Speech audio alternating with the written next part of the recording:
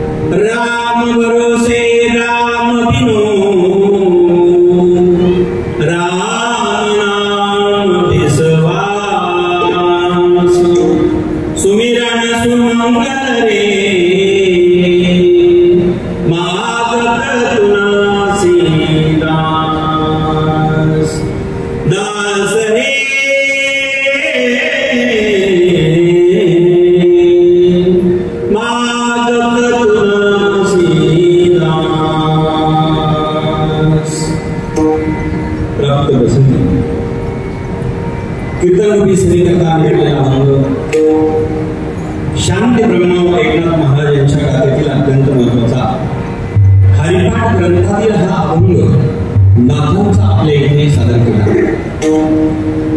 या अभंगाद्वारे संत एकनाथ महाराज तुम्हाला जीवनात अत्यंत महत्त्वाचं मार्गदर्शन करतात। भगवान परमात्म्याची प्राप्ती करायची असेल, त्याच्याशी नातं जोडायचं असेल तर त्याचं नाव आपल्याला घ्यावं लागेल, पण ते कसं घ्यावं लागेल? आवडीने, प्रेमाने, श्रद्धेने। जर आवडीने, श्रद्धेने, भक्तीने त्याचं नामस्मरण केलं आणि आपण त्याचं चिंतन केलं की मग आपली चिंता आपल्याला राहत नाही, तर आपली चिंता देव बाळगतो आणि मग कुठल्याही गोष्टीचा खेद न करता, दुःख न करता फक्त नामस्मरण आवडीने, श्रद्धेने, भक्तीने करत गेलं। तो भगवान परमात्मा सगळ्या देवा जीवांचा सकाळांचा सांभाळ करतो। मग आपल्याला एकट्याला कसं तो या जगातून झोपवणार आहे आणि कोणताही प्रसंग असू द्या, कोणतीही स्थिती असू द्या, त्या परिस्थितीमध्ये माफ करावी। कधी सुख येईल, कधी दुःख येईल आणि जी ही स्थिती असेल ती संचितावर प्रारब्धावर सोडून द्यावी आणि आपण मात्र त्याचं नामस्मरण करावं। प्रारब्ध बदल करण्याची ताकद या जगतामध्ये कोणाकडे नाहीये, पण हरीची जर कृपा झाली तर प्रारब्ध सुद्धा बदलू शकतो, प्रारब्धाचा नाश होऊ शकतो आणि म्हणून त्याचं नामस्मरण एकमेव अत्यंत गरजेचं आहे। यावर जीवाला सुखाची प्राप्ती व्हावी वाटते, दुःखाची निवृत्ती व्हावी वाटते, तर भगवंताचं चिंतन आवडीने श्रद्धेने केलं पाहिजे। अशा अर्थाचा अभंग आपल्याकडे गायला।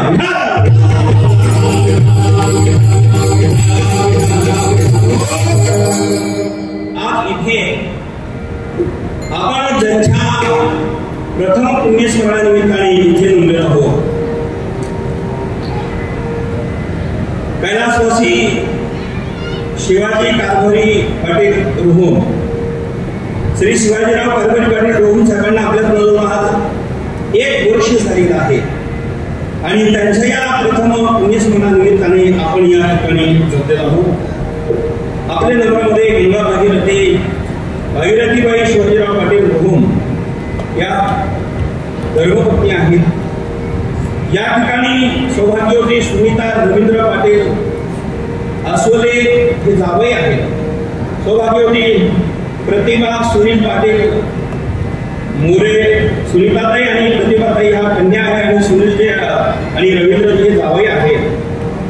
श्री लक्ष्मण शिवाजीराव पाटील ढोम, श्री गणेश शिवाजीराव पाटील ढोम हे दोन्ही चिरंजीव, 2 बहिणी 2 चिरंजीव जावई अधिपूर्ण हा ढोम पाटील परिवार. आज त्याच पद्धतीने महाराष्ट्रातील अत्यंत मोठे ज्यांना गायनामध्ये डायमंड प्राप्त झालेला आहे त्या कारणे श्री किशोरजी महाराज शेळके या ठिकाणी उपस्थित आहे. एका जोरात टाळ्यापासून टाळ्यापासून एवढे परमिशन करून जेवण जेवण आहे. आमच्या महाराजांना मनापासून मी धन्यवाद देते. दुसरे महाराष्ट्रातील अत्यंत मोठे त्यांचं नाव घेतलं की त्यांच्याकडे हजारो गायनाचार्य त्यांच्यापुढे ऐकण्याकरता बसलेले असतात आणि महाराष्ट्रभर त्यांचे क्लास गायनाचे चालू आहे. ते प्रकारचे महाराज कातकडे गुरुजी गुरुजी करता मनापासून काळावर सन्मानित. मृदुंग अनेक वाजवत असतात, बळवत असतात, बळवणारे अनेक भेटतात, घुमा अनेक तडतड वाजवणारे भेटतात, पण तालात वाजवून घेऊन जाणारे आमचे तालमणी आणि महाराज ते गोडे यांना मनापासून धन्यवाद. कारण तो चष्मातून बारीक पाहता म्हणून वाढवतो. मला काहीतरी गोड वाटतो बघा, एवढं गोड. अगदी तुम्ही आता मध्ये लक्ष द्या जरा सगळ्याकडे, आनंद भेटेल आपल्याला, म्हणून ते गोडे वाढत आपल्याला मनापासून धन्यवाद.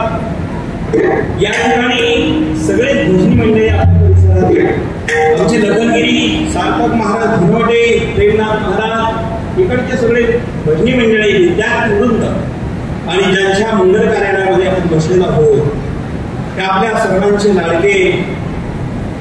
अत्यंत आज जसं वातावरण करून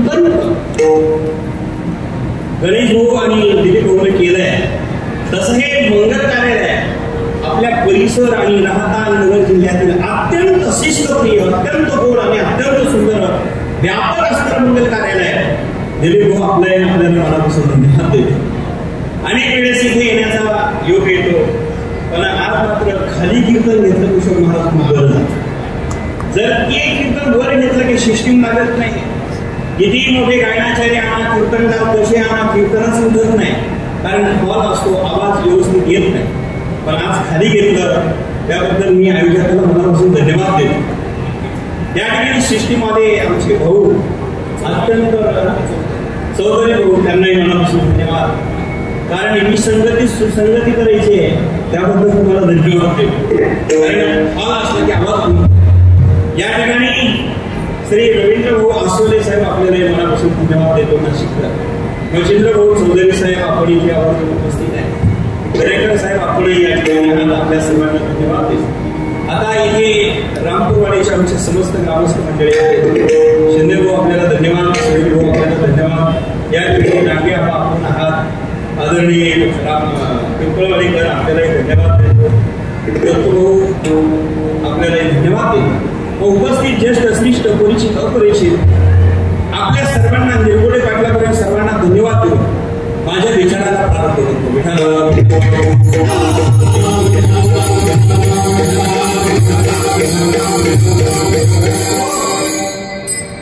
सुंदर असणारं निवेदन आज या ठिकाणी रोहन परिवाराने केलेलं आहे. आज एकादशी असल्यामुळे मी बाहेर पडत नाही, पण दिलीप भाऊ ज्यावेळेस माझ्याकडे आले आग्रह केला की महाराज काही झालं तरी चालेल पण कीर्तन या आडवून जातच पाहिजे, अशी श्रद्धा या परिवाराची होती. त्यांना अनेक चर्चा केली की तिथं कीर्तन म्हटलं की खूप अडचण येते, 2 तास 1 तास बोलायचं म्हटलं की हॉल असतो. हो मला काळजी करू नका, तुम्ही म्हणाल तसं करू. आणि सिस्टीमही चांगली लावलेली आहे. राहिला प्रश्न गायनाचा येत असतो. आता धकाधकीचे रोजच भेटतात आम्हाला, घेऊ बघून असे रोज भेटतात तुमचे महाराज तापले बाबा. त्यांना म्हणाला जरा धकाधकीचे न घेता जर तुमची जर तयारी असेल तर नाव सुचवू का, तर आमचे गायनाचार्य आणले तर जरा आम्हाला आनंद येईल, तुम्हाला डबल भेटेल. ते म्हणजे महाराज चिंता करू नका. मग किशोर महाराजांना विनंती केली की महाराज असं असं आहे आपण खुर्चीलाही घेऊन यावं. आणि आमची भेट फार वर्षांनी झाली. कोरोनात माझ्याकडे गेले 20 वर्षापासून किशोर महाराज, गुरुजी आणि भाऊ हे सगळे मंडळी गणपतीला 2 दिवस असतात अभिनंदनला. पण कोरोना 2 वर्ष सुट्टे बंद होते. मग या निमित्ताने ते मागचं खरे बोलून घ्यायचे होते. तसं आज मात्र ते माझ्याबद्दल मी मनापासून तुम्हाला गुरुजी धन्यवाद देतो. कारण शेवगावून आले काय असं आनंद म्हणताय दया आनंद होणार बघा दिले भाऊ आनंद देऊन आले. तर हे सगळे मंडळी एवढा तोला मालाचे आहे आणि त्यांच्याकरता मी मनापासून धन्यवाद देतो. आणि आपल्या परिसरातले सर्व ज्येष्ठ श्रेष्ठ गुणीजन परिचित अपेक्षित आपण सर्वजन मान्यवर हा सर्वांना धन्यवाद देऊन माझ्या विचाराला प्रारंभ.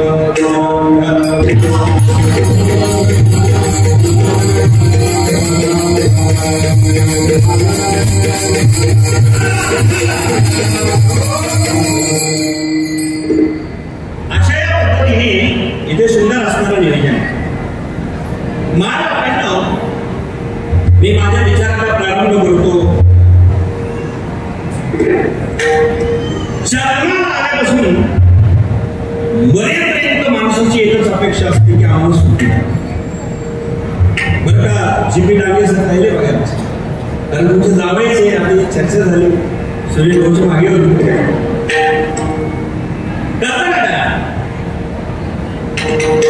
जन्माला आल्यापासून मरेपर्यंत माणसाची एक इच्छा असते की आम्हाला सुख मिळावं.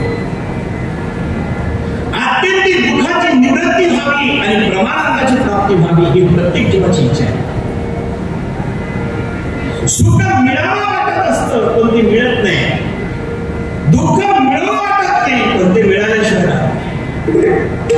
इच्छा सुखाची असते प्राप्ती दुःखाची असते. इच्छा सुखाची होते म्हणजे सुख मिळावं वाटतं पण ते मिळत नाही. दुःख मिळू वाटत नाही पण ते मिळण्याशिवाय राहत नाही. त्याकरता काय केलं पाहिजे, काय उपाय केला पाहिजे, काय प्रयत्न केले पाहिजे. आणि साधकांनी साधू संतांकडे प्रश्न मांडलेले आहे. कारण सर्वांना सर्व ग्रंथ कळत नाही. सर्वांना सर्व ग्रंथाचा अध्ययन करायला वेळ भेटत नाही. सर्वांना सर्व ग्रंथ समजत नाही. कारण संस्कृत मध्ये अनेक ग्रंथ आहेत आणि संस्कृत भाषा ही प्रत्येकाला व्यवस्थित येते असं नाही. कारण संस्कृतचा अर्थ शब्द चुकला की अर्थ बदलतो. व्यंजन शब्द चुकले की अर्थ बदलतो. मंत्र जरी जळेला तरी धडक होईल वेळा. ही संस्कृत भाषा आहे. ही गुरुच्या मुखातून घ्यावी लागते. संहिता घेऊनच वाचावी लागते. काही नाही. संस्कृत भाषा ही देव भाषा आहे. त्यातलं जे अगाध ज्ञान आहे ते आमच्या संतांनी मंथन करून काय केलं असतं जगाकरता देत असतात. म्हणून आम्ही अशा संतांकडे गेलो पाहिजे. आपल्या परिसराचं भाग्य आहे की योगीराज गंगागिरी महाराज सारखे थोर संत आपल्या भागाला लाभले. गंगागिरी महाराजांनी त्यावेळेस परमार्थ सुरू केला. वाढवायला गुरुवरी नारायणगिरी महाराज सुरू केला गंगागिरी बाबांनी पण जगामध्ये वाढवला नारायणगिरी. कारण गंगागिरी बाबांच्या सप्ताहासारखा सप्ताह या जगात सोडून सप्ताह आहे. एका सप्ताहाला 5000 काळ तरी किशोर बाबा इतकी सुधी गोष्ट नाही. आपलं भाग्य आपला बरे 5000 काळ तरी एका सप्ताहाला म्हणजे सप्ताहामध्ये एका प्रहाराला असे 4 प्रहारे आणि एकालाही निमंत्रण नाही एकालाही नाही. सगळ्यात अशी एकालाही आमंत्रण नाही एकाचाही सन्मान नाही एकाचाही आदर नाही एकाचा सत्कार नाही तरी आमचे भजनी जातात काल वाजवतात 8 दिवस तिथे जाऊन भजन करतात. ही परंपरा योग्य गंगागिरी महाराजांची. कारण का त्यांनी सुरू केला सप्ताह. कारण सत्याशिवाय भजन मिळत नाही. भजनाशिवाय सुख मिळत नाही आणि सुख मिळाल्याशिवाय जीवनाचं समाधान जीवनामध्ये समाधान प्राप्त करायचं असेल सुख मिळाल्याशिवाय काही नाही. शांती प्राप्त करायची असेल तर ते भजनाशिवाय मिळणार नाही. आणि ते भजन त्यांनी सुरू केलं ते गंगागिरी महाराज. गंगागिरी महाराजांचे पंढरपूरला निघाले हजार सुमार धरायचे निघायचे आणि त्यांच्या मागे 1000 वारकरी जायचे. कारण परमार्थाचा रस्ता संत दाखवतात. परमार्थाची वाट संत दाखवतात आणि गंगागिरी महाराजांच्या मागे सर्वांनी जावं आणि मग मात्र परमार्थ करावा. संत खऱ्या अर्थाने रस्ता दाखवत असतात वाट करतात. केले पाहिजे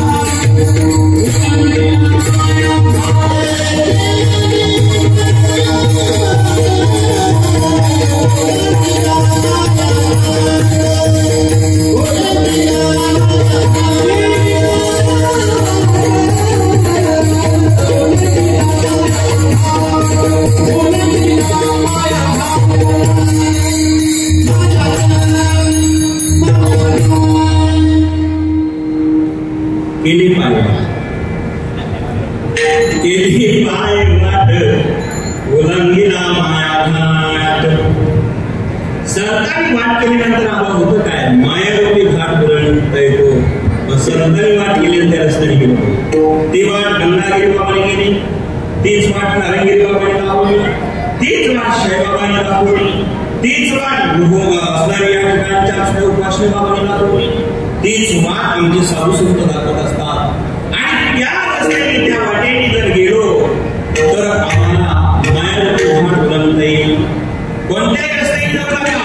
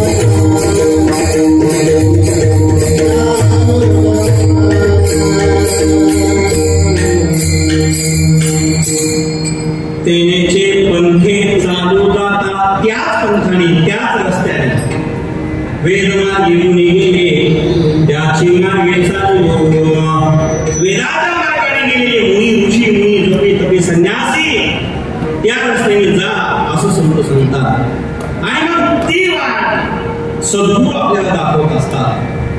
कारण आपल्याला वाट दाखवणारे अनेक भेटतील, मार्गदर्शन करणारे अनेक भेटतील, पण योग्य मार्गदर्शक असतो तो सद्गुरू.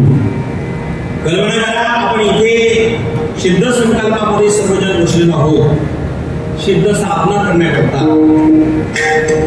कदाचित इथे येण्याकरता एखादा मुंबईचा माणूस शिर्डीला आला आणि तो म्हणाला, हे बघा मला आज खरी अडचणी रोग पाटलाच्या कार्यक्रमाला जायचं आहे, दिलीप ओमचे या मंगळ कार्यक्रमामध्ये जर मला मार्गदर्शन करायला. एखादा म्हणाले रात्रीचा प्रसंग आहे, तो स्टँडवर उतरलेल्या व्यक्तीला म्हणा सरळ आला. कारण रात्रीच्या वेळेला चौधरी पाटील सरळ जा म्हणाला की तो पूर्वेकडे जायचं की पश्चिमेकडे की उत्तर दक्षिण प्रश्नच. एखाद्या सरळ आला आणि मग ते पुढे गेल्यावर डाव्या हाताला मंगल करणे सफेद. दुसऱ्या माने बघा, तुम्ही मुंबईवरून आहात, तुम्ही पहिल्यांदाच इथे झालेले असाल तर ते मंगल करणे तुम्हाला इथून सापडेलच असं नाही. पण तुम्ही आता स्टँडवर उतरलेला आहात, इथून तुम्ही डावीकडे वळा, डावीकडे गेल्यावर सरळ अगदी दक्षिण दिशेला जा आणि तिथे गेल्यानंतर एक डाव्या हाताला बोर्ड लावलेला असेल, तिथं सिद्ध संकल्प मंगल कार्यालय आहे, जा तुम्ही. पण मध्यरात्रीचा प्रसंग आहे, आता तिथून 1 किलोमीटर आहे की 2 किलोमीटर आहे की 5 किलोमीटर आहे त्याला नीट कळणार नाही. तिसरा एक मार्गदर्शक भेटला, का तुम्ही कुठून आहात? मुंबईवरून आहात, तुम्हाला सिद्ध संकल्पात जायचं. हो, एक काम करा, रात्रीच्या वेळी आलेले तुम्ही, मध्यरात्रीच्या रात्री आलेले तुम्ही, पहिल्यांदा आलेले तुम्ही, तुम्हाला डायरेक्ट ते मंगल कार्यालय सापडणार नाही आणि रोहन साहेबांचा कार्यक्रम सापडणार नाही. मी एक काम करतो, मी तुम्हाला हाताला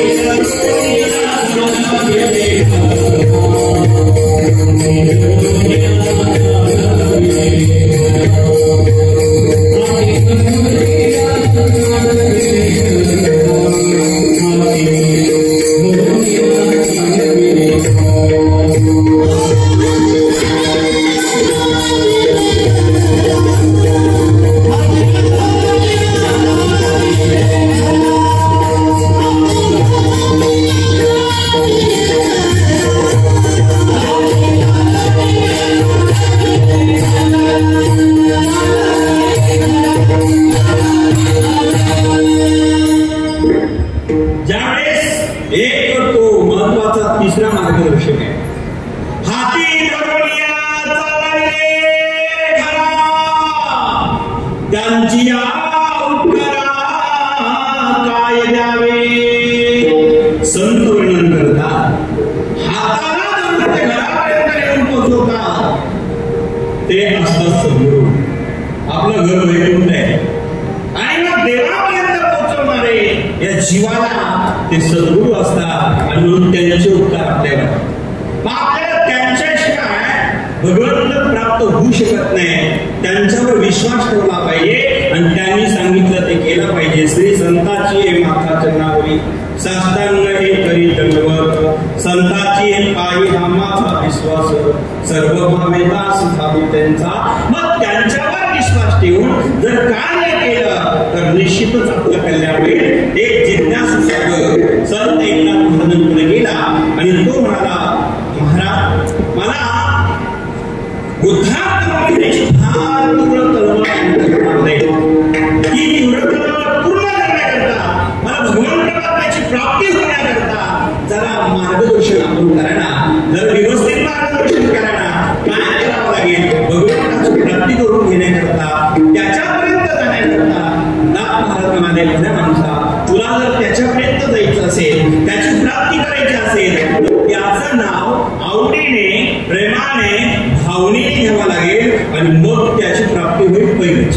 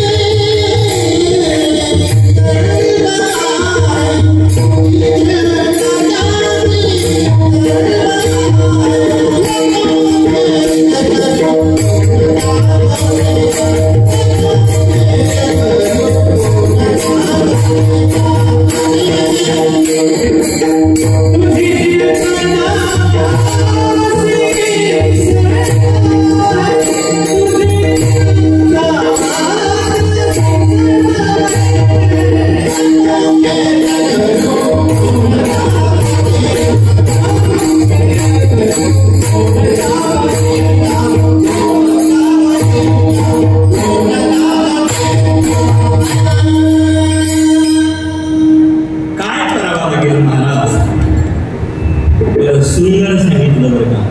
धन्यवाद किशोर महाराज. तर आवडीने त्याचं नाव ठेवावं लागेल. आवडीन भावे हरी नाम घेसे. ह्या पदपदाचं जर चिंतन केलं तर पहिल्यांदा आवड प्रत्येकाला असते. आवडच नाही असा माणूस असतो, आवडच नाही असा माणूस असतो, सवडच नाही असाही माणूस आणि आवड नाही असाही माणूस. बरं गोष्टी दोन्ही एकत्र चिंता नाही का. काहींना बटाटे आवडतात, काहींना नाही आवडत.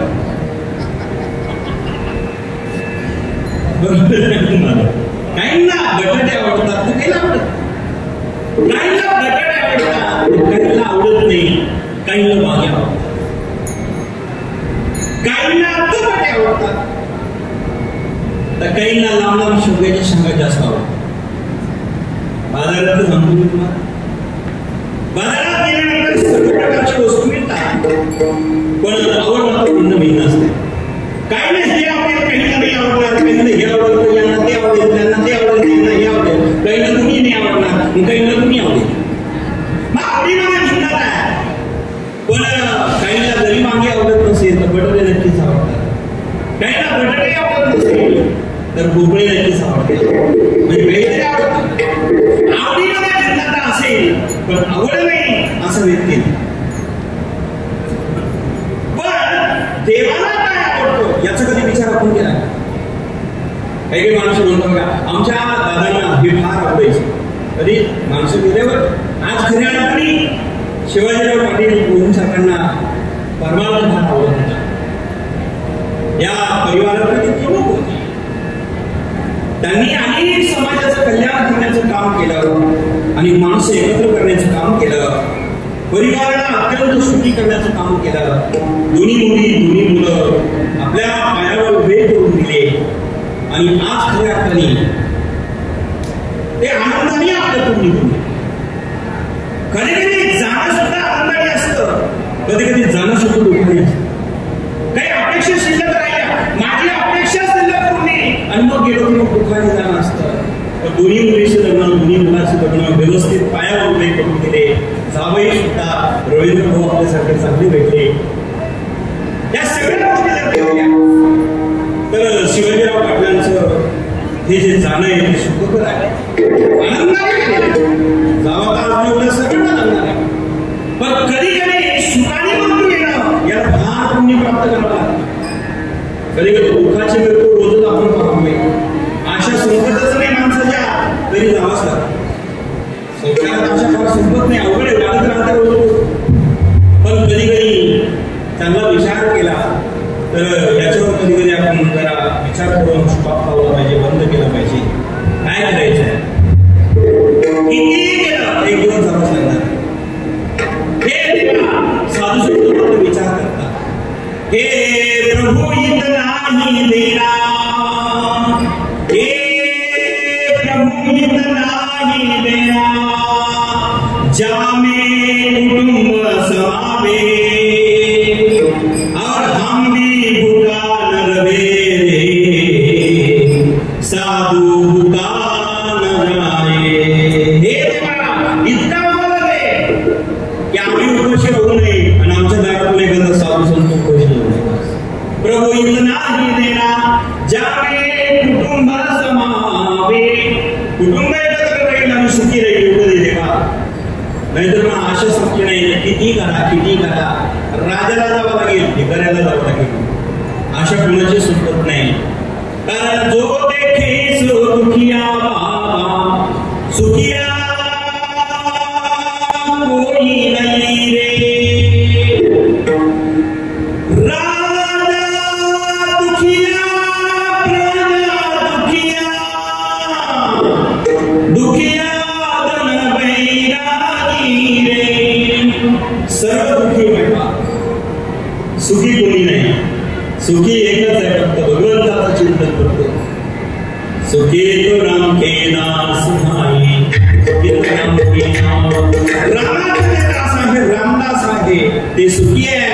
आणि जे देवाचं नाव घेत नाही त्यांची दुःखी जगात कोणी नाही. म्हणून प्रसंग कोणताही असू द्या, भगवंताची भक्ती भगवंताचं नामस्मरण ते जर आवडीने केलं तर त्याच्यापर्यंत पोहोचतं. म्हणून आवडीने भावे, पुन्हा आवड असावी आणि भावना शुद्ध असावी. काही काही माणसं देवाचं नाव घेतात पण संकटामध्ये, संकटाकडे वारी आहे तो आमचा के वारी आले विघ्ननी वारी आहे तो मला ये धावणी लवकरी त्या हरीला बोलवता, संकटात पाचारण करता आणि मग तेव्हा नाव घेता. माणसं फार स्वार्थी झाले, अंगाला लागता देवा तू माझा बाप आणि अंगाचा गेला दाप मी त्याच्या बापाचा बाप. असे लोक झाले हो. तसा तो देव भेटणार विचार करा. स्वार्थी झाले, सुखातच करतात आणि भारत फार अवघड आहे. पण साधू संत आमचे गुरुवारी नारायणगिरी बाबा रात्रंदिवस भक्ती करायचे, रात्रंदिवस चिंतनात राहायचे. बाबांचे पोट सदैव फिरायचे बघा. गुरुवारी नारायणगिरी बाबा सदैव भक्ती करायचे. कारण 4 पाण्यापैकी मध्यममानी जप करायचे. 4 पाणी आहे, 4 वेद आहे, 4 खाणी आहे, 4 युग आहे आणि 4 मुक्ती आहे. आणि आपल्याला या सगळ्या प्रकारच्या जर पाहायचं असेल तर माय बापांनो 4 मुक्ती आहे, 4 वेद आहे, 4 युग आहे, 4 वाण्या आहेत आणि 4 खाणी आहे. बरोबर 4 पाण्यापैकी पराकृष्णी मध्यमा वैखरी या 4 वाण्या. युग जर पाहिले तर महाराज दत्त तीर्थ लोकात कली हे 4 युग आहे. वेद जर पाहिले तर 4 आहे. स्वरूपवेद आहे, सामवेद आहे, अपूर्ववेद आहे, यजुर्वेद आहे. 4 प्रकारच्या मुक्ती आहे. सुरपता, सुरपता, सविपता, सविजता या 4 प्रकारच्या मुक्ती आहे. आणि या सगळ्या प्रकारच्या मुक्ती पाहताना आपल्याला मध्यमाने जप करावा लागेल. वैखरींनी सगळेजण बोलतात, नारायणगिरी महाराज मात्र मध्यमाने जप करायचे, वैखरींनी आपल्या संग बोलायचे, रात्रंदिवस जप करायचे, भगवंताच्या चिंतनामध्ये मग्न असायचे आणि चिंतन करायचे. आणि चिंतनातून जी शक्ती यायचे ते जगाला दान करायचे, जगाला आशीर्वाद द्यायचे. आणि गुरुवारी नारायणगिरी बाबाकडे वारकरी आला काय, मारकरी आला काय, निगम मारकरी आला काय, दोघांना सारखा दिला पुढे येऊ द्या. आणि गुरुवारी नारायणगिरी बाबा रस्त्याला सहज उभा राहिले, हजारो लोक लगेच जमायचे. ही शक्ती त्यांची होती. वाऱ्यामध्ये आले माप सज्जनाचे असे सद्गुरू नारायणगिरी महाराज ते भक्ती करायचे आवडीने, भावनेने आणि प्रेमाने. आवडीनं भावे हरी नाम घेसी आणि मग तुझी चिंता त्यासी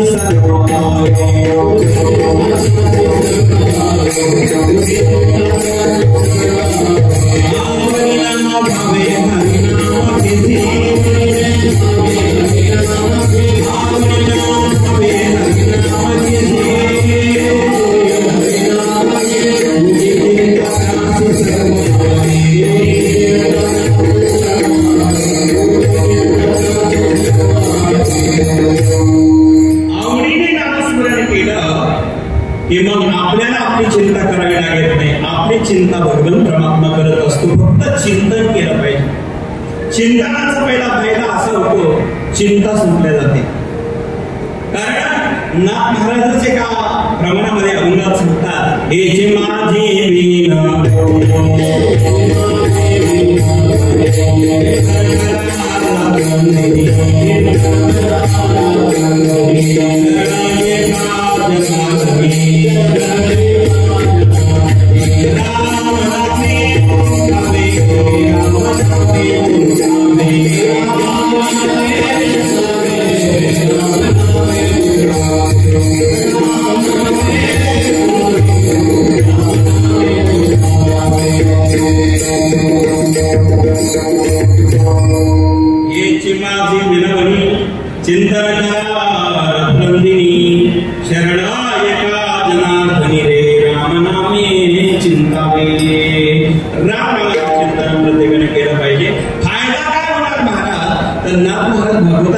चिंतने नास तसे चिंता, चिंतने सर्व कार्य जाता, चिंतने मोक्षे सायो जतारे घर शोधी तसे.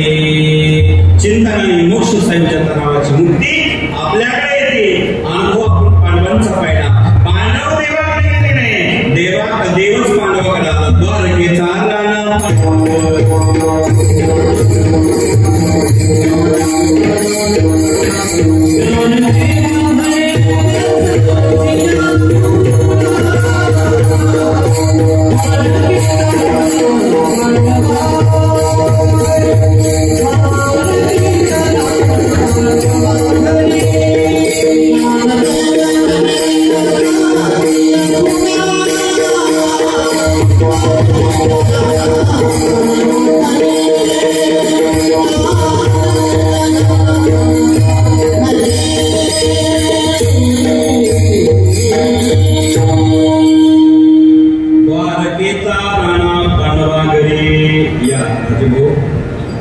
धन्यवाद.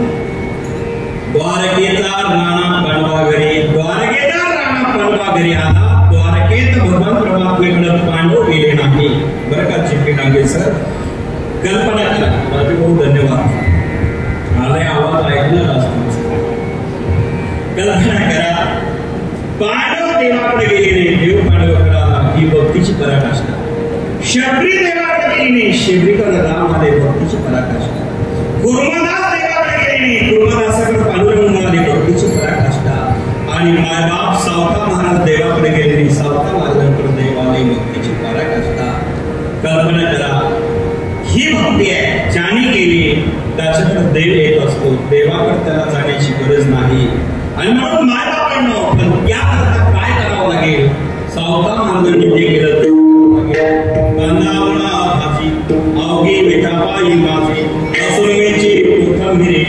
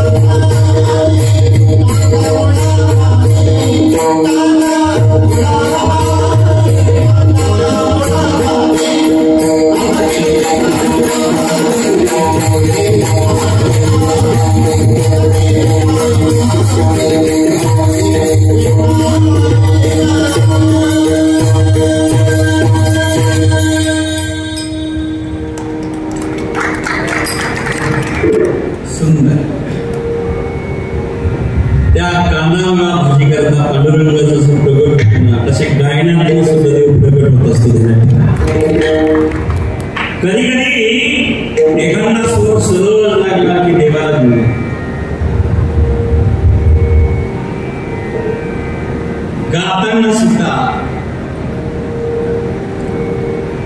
कारण काही नियम आहे. ज्याला जास्त खाली येता येतं किशोर बाबा त्याला जास्त वर जाते.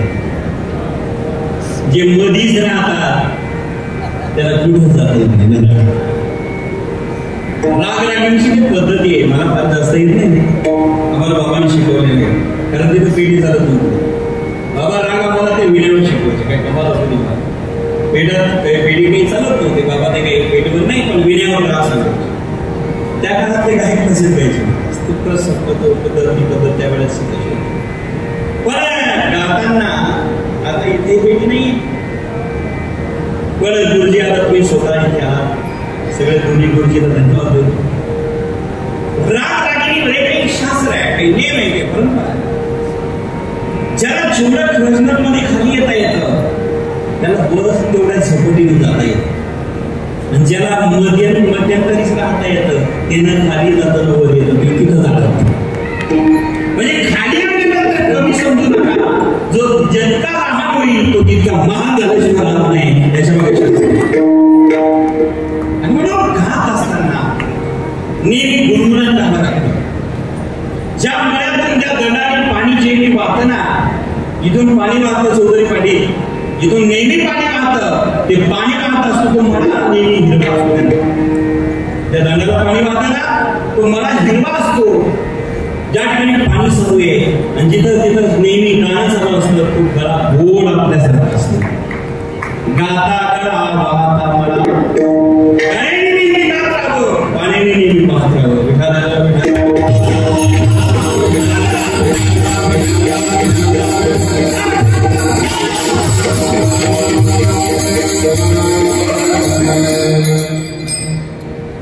महाराष्ट्राने गाण्याने गायला पाहिजे.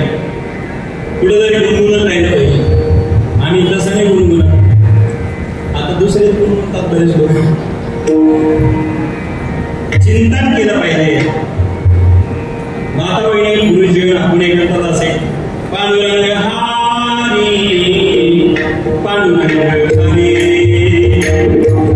पांडुरंग हरी जय पांडुरंग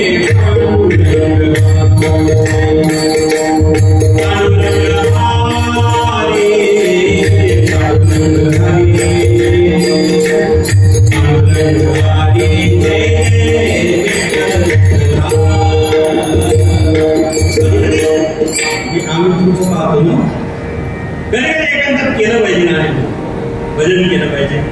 हरे राम हरे राम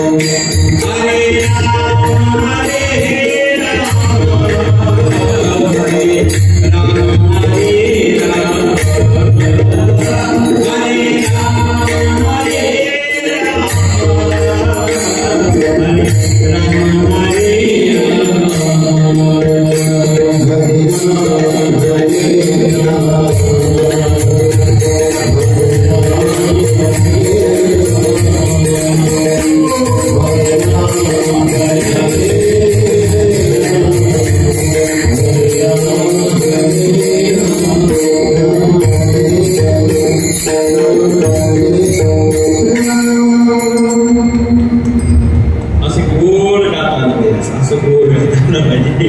एकांतात गोविंद मेरो हे गोपाल मेरो कमी. आमच्या वृंदावनामध्ये गेले की लोक मस्तीत गातात अमर धन राधा श्रीराम आदेश केलेलं बिल बोलून तिकडं करायला पाहतोय बघा कडक पाहतोय 12:30 ते आता 15 कल्पना करा. मात आपण गायला पाहिजे पण कसं गायला पाहिजे ना मला सांगतात. आवडीनं भावे हरिनाम गायला पाहिजे भावनेने गायला पाहिजे श्रद्धेने गायला पाहिजे हरिनाम घेतला पाहिजे आणि हे घेतल्यानंतर मग त्याला त्याची चिंता करायची गरज नाही.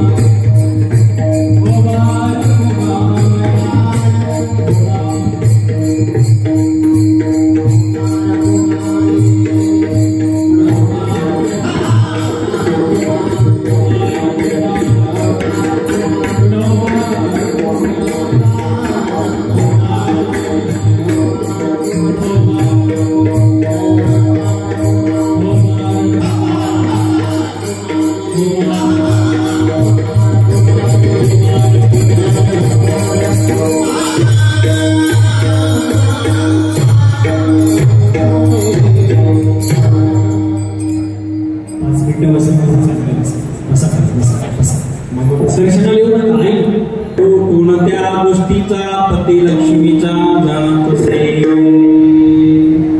भगवंताचं चिंतन प्रत्येकाला घडावं. सर्व जगाचा सांभाळ करणारा ईश्वरच आहे. एकदा लक्ष्मीने नारायणाला विचारलं, हे प्रभू तुम्ही इतका वेळ झाला येण्याकरता भोजनाला मी वाट बघते आहे, का वेळ केला? लक्ष्मीने नारायणाला प्रश्न केला. नारायण म्हणाले, लक्ष्मी मला जगाचा कारभार बघावा लागतो, थोडा वेळ झाला, जगत जोपर्यंत तृप्त होत नाही तोपर्यंत मी जेवत नाही, आणि मी जेवलो तो जगत अतृप्त राहत. लक्ष्मी म्हणाले, असं कसं? जर तुम्ही जेवल्यानंतर जगातून अतृप्त राहत नाही हे मला काही पटत नाही, मी एकदा परीक्षा घेईन तुमची. भगवंत म्हटले, ठीक आहे. दुसऱ्या दिवशी लक्ष्मीने एक डबी घेतली, छोटीशी डबी घेतली, त्या डबेमध्ये मुंगी भरून ठेवली आणि दिवसभर आपल्या जवळ ती डबी ठेवली आणि सायंकाळी देवाला जेवू घातलं नारायणाला. देव जेवणे आणि मग लक्ष्मीने सांगितलं, प्रभू आज कळले तुम्ही किती खोटे बोलतात. भगवंत म्हणाले, तुला म्हणायचं कारण आज कळलं देवा तुमच्यासारखा लबाड कोणी नाही. भगवंत म्हटले, झालं काय तुला म्हणायचं काही नाही. या जगामधला एक जीव अतृप्त राहिलेला आहे. एक जीव या जगातला अतृप्त राहिला आणि अतृप्त जीव असल्यामुळे आज तुम्ही जेवण केलेलं आहे आणि एक जीव अतृप्त राहिला.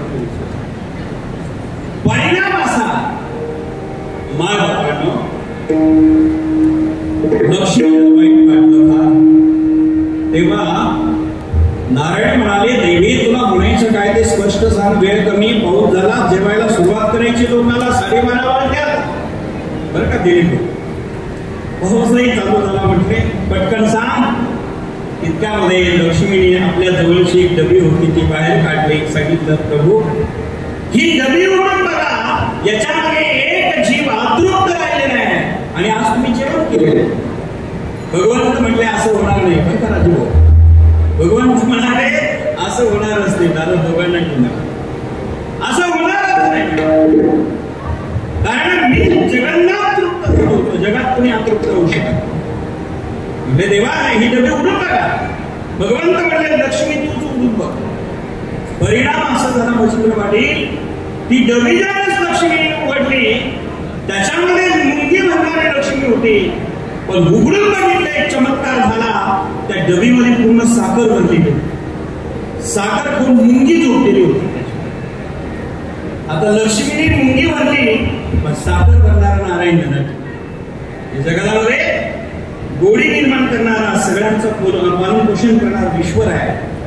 आणि मग सगळ्यांचं तो पालन पोषण करणारा असेल तर या जगातला जीवात्मा आपल्याला कसं मोकलणार आहे? सगळ्यांचा तोच सांभाळ करतोय, सगळं जीवाचा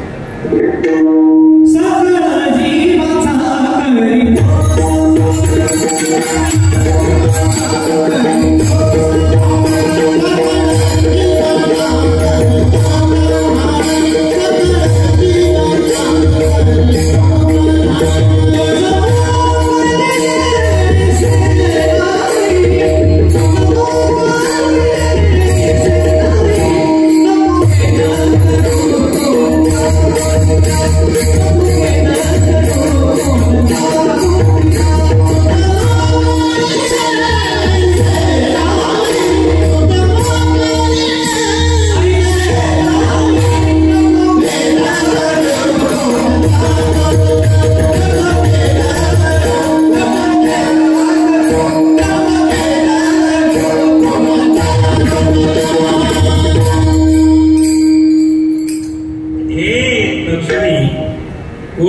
चिंता करू नको असं नारायणाने सांगितलं. सगळ्यांना तो सांभाळ करणारा देव नाथ महाराज म्हणतात, सकळ जीवांचा करीतो तुझा मोकलील ऐसे नाही. मग त्याला आपल्यातून मोकली असे नाही. मग कोणताही प्रसंग जीवामध्ये जीवनात आला की प्रमाथ सोडू नये. अगदी एका मिनिटात सरळ प्रमाण सांगतो बघा. एक भक्त आहे किशोर बाबा, त्याचं नाव जगात प्रसिद्ध झालं. ते मुस्लिम समाजात जन्माला आले. त्यांचं नाव आहे सज्जन कासाई. त्याला भगवंतानी मौश मुकू लागले. सज्जन कासाया बिकू लागे मास माया सावत्यास फुटकू लागे. आणि सज्जन कासाई एकदा भगवान परमात्म्याची भक्ती करत करत जगन्नाथ भगवान परमात्म्याच्या दर्शनाला निघाला. यात्रा चालू होती. मुक्काम चालू आहे. एका गावामध्ये सज्जन कासाई आल्यानंतर आनंद झाला, सत्संग झालं, प्रवचन झालं. आणि त्याच ठिकाणी कथा कीर्तन संपल्यानंतर बिबला ध्रुव आहे. परिणाम सगळं झालं होतं. आता मात्र लोकांनी आग्रह केला, महाराज तुम्ही आमच्याकडे आला. पूर्वीच्या काळी अतिथी देव भव अशा पाट्या लावलेल्या असायच्या. अतिथी देव भव, मातृदेव भव, पितृदेव भव, बंगल्याकडे असं सुंदर पाट्या असायच्या. आता बंगले छान झाले, पाट्या बदलल्या, कुत्र्यापासून समुद्रा. त्या बंगल्यासाठी कुत्र्या म्हणजे पाट्या बदलल्या, बंगले वाढले. पण तेव्हा अतिथी देव भव, मातृदेव भव. सज्जन कासाई एका सद्ग्रस्तांनी घरी जेवायला घेऊन गेला. जेवण्याकरता सज्जन कासाई घरी गेला. तितक्यामध्ये जीव घातलं. आणि सज्जन कासाईला बघितल्या ज्या घरी जेवायला नेलं होतं भक्ताने, त्याची धर्मपत्नी म्हणाली, का हो हे महाराज, थंडीतून पायात पडण्यापेक्षा आपल्या घरी आजचे दिवस थांबले तर काय बिघडलं. पतीला पत्नीने आग्रह केला आणि त्या सज्जन कासाईला थांबायला भाग पाडला. सज्जन कासाई म्हणाले, मी मंदिरात थांबणारा, कोणाच्या घरी न थांबणारा माणूस. पण त्या भक्ताने आग्रह केला, जरा आजचे दिवस थांबा ना महाराज, ऊनवारा पाऊस आहे बाहेर. आग्रह केल्यामुळे नावेलच सज्जन कासाईला झाला. मध्यरात्रीचा प्रसंग आहे. त्या घरातली स्त्री उठली आणि त्याच ठिकाणी सज्जनाला जागी करू लागले. उठा महाराज. सज्जन कासाई खडबडून सांगितलं, देवी काय काम करे, मला काम होतं. सज्जन कासाईकडे त्या घरी जेवण झालं होतं. त्याच्या धर्मपत्नीने सांगितलं, माझी काही काम नाही पूर्ण करा. सज्जन कासाई म्हणले, हे शक्य नाही. हा प्रयत्नच करू नको, कारण आम्ही विष्णुदास पैसे नव्हे. जाय तो माती न करी सायास, आम्ही विष्णुदास पैसे नव्हे. सायास करू नको, प्रयत्न करू नको. पण तरी ती आग्रह करू लागली. तेव्हा सज्जन कासाई म्हटले, तुझे पती आहे ना कामना पूर्ण करायला. हिला विचार केला, ज्या अर्थी माझे पती आहे हे म्हणतात, यांना माझ्या पतीची भीती वाटत असं. मी ती घरात गेली, तलवार घेतली,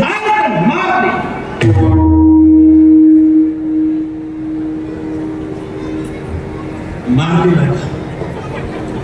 पण ती जरा सेल्फी काढत होती.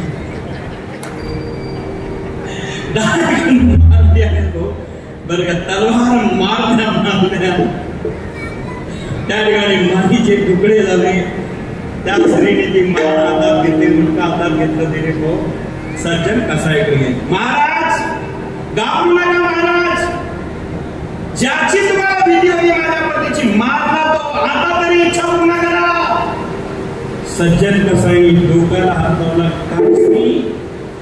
आम्ही विष्णुनाथ तसे नव्हे, आम्ही शक्य होणार नाही, तुझ्या या कामना माझ्याकडनं पूर्ण होणार नाही. आणि मग त्यावेळेस ती स्त्री कामित झालेली, हृदयमान झालेली, आरडाओरडा केला, उलट सुरू केला चर्चा, धावा रे पळा रे, या पुरुषाने माझ्या पतीला मारले असं नाही. आणि माझ्यावर बळजबरी करू पाहतो. लोक झुकले, धरलं सज्जन कासाईला, बांधलं, सकाळी चावडीच्या वट्यावर नेलं. सज्जन कासाईने या स्त्रीला हात लावला, मग याचे हात तोडण्यात आला. गाढवावर बसून धक्के मारून बाहेर काढून दिलं. सांगा, सज्जन कासाईचा काही दोष होता का? गुन्हा होता का? तरी पण हात तोडण्यात आले, अपमानित करण्यात आलं आणि मायबाप तिथून त्या ठिकाणून काढून दिला. तरी सज्जन कासाईने कोणती सोडली नाही. कोणताही प्रसंग आला, कोणतीही स्थिती आली, त्याच ठिकाणी दृढ राहिले आणि संचिताचे कौतुक पाहत गेले. जैसे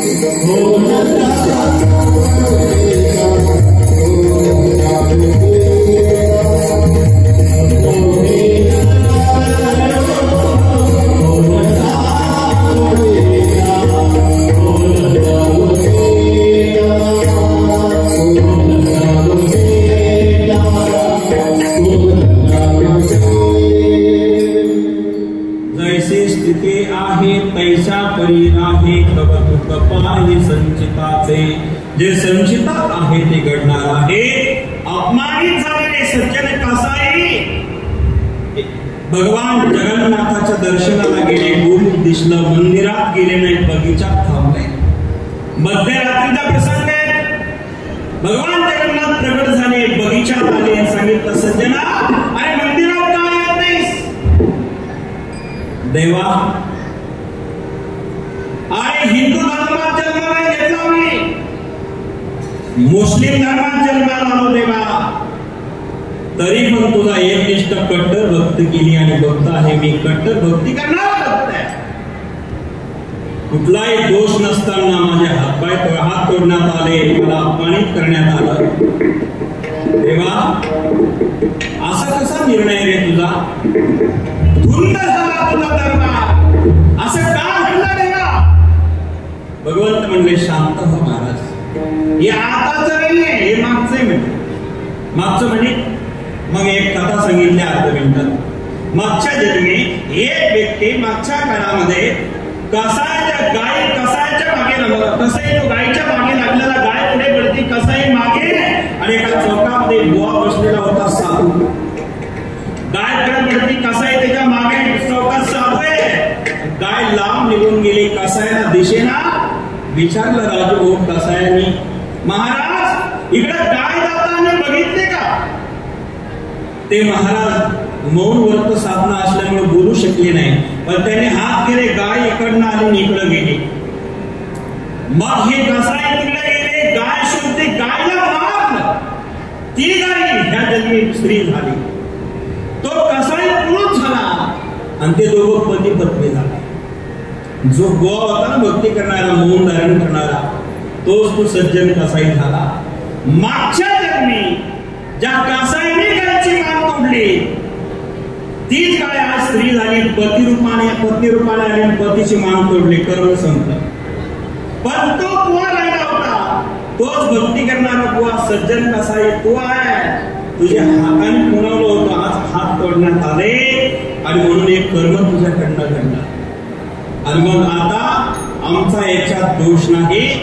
प्रारब्धाचा नाश करायचा असेल तर भक्ती केली, आता प्रारब्ध संपून जाईल आणि प्रारब्धाचा नाश करण्याकरता भगवंताची भक्तीच कारण. एका जनार्दनी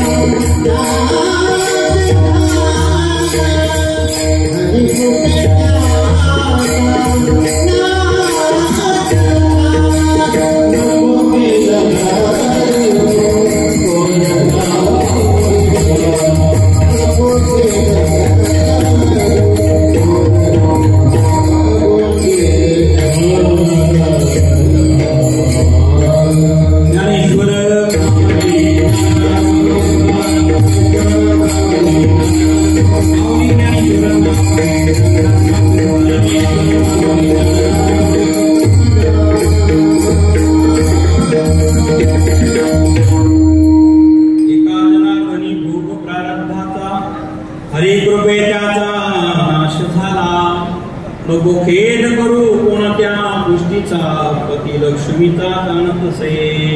सरळ सरळ अभंगाचा भावार्थ आपल्याकडे मांडला आज या ठिकाणी. कैलासवासी शिवाजीराव रोहन पाटील कडनं आपल्या 2 वर्ष झालेला आहे आणि त्यांच्या प्रथम पुण्यस्मरणानिमित्ताने हा अत्यंत भव्य दिव्य कार्यक्रम रोहन परिवाराने ठेवला. सुंदर असं नियोजन केलं. मी मनापासून सर्व परिवाराला धन्यवाद देतो. कैलासवासी शिवाजीराव पाटील यांची गती मिळाली असेल त्या ठिकाणी चिरशांती लावलं मी देवाची चरणी प्रार्थना करतो. मला उर्वरित सेवा पुढचा आपण सांगतील माझ्या वाणीला विराम देतो. झालेली सेवा देवाच्या चरणी समर्पित करतो. आज या ठिकाणी हरिभक्त परायण किशोरजी महाराज शेळके या ठिकाणी उपस्थित राहिले. बाबांना अत्यंत धन्यवाद. प्रकाशजी महाराज कापकडे गुरुजी इथे उपस्थित आहे आणि टेकोडे महाराज यांच्याकरता मनापासून धन्यवाद. सर्वांचे आभार मानतो. वाणीला विराम देतो. विठ्ठल जय जय.